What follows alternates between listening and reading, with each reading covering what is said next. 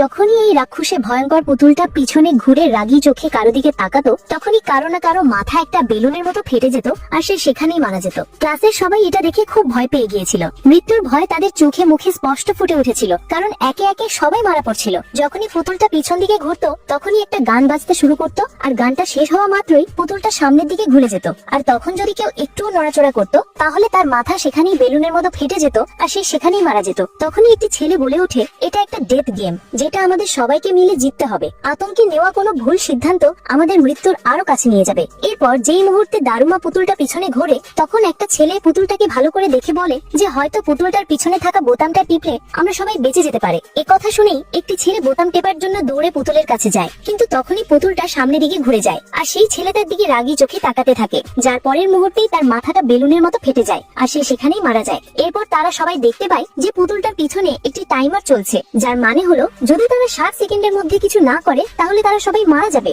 ভয়ের চোটে সবাই আতঙ্কিত হয়ে পড়ে এবং নড়াচড়া করতে শুরু করে, ফলে দারুমা পুতুলটা সবাইকে মারতে শুরু করে আর মাত্র কয়েক সেকেন্ডের মধ্যেই সবাই মারা যায়। শেষে শুধু 2টা ছেলে বেঁচে থাকে, কারণ তারা নিজেদের জায়গা থেকে একটুও নড়েনি। কিন্তু তাদের কাছে আর মাত্র 30 সেকেন্ড সময় বাকি ছিল। সময় শেষ হলেই তারা দুজনও মারা যাবে। তখন একটি ছেলে তার বন্ধুকে বলে, যদি তুমি আমার ঘাড়ের ওপর দিয়ে লাফিয়ে গিয়ে বোতামটা টিপে যাও তাহলে আমরা বেঁচে যাব। কিন্তু এদিকে তাদের কাছে আর মাত্র 10 সেকেন্ড সময় বাকি ছিল। পরের পার্টের জন্য কমেন্ট করুন।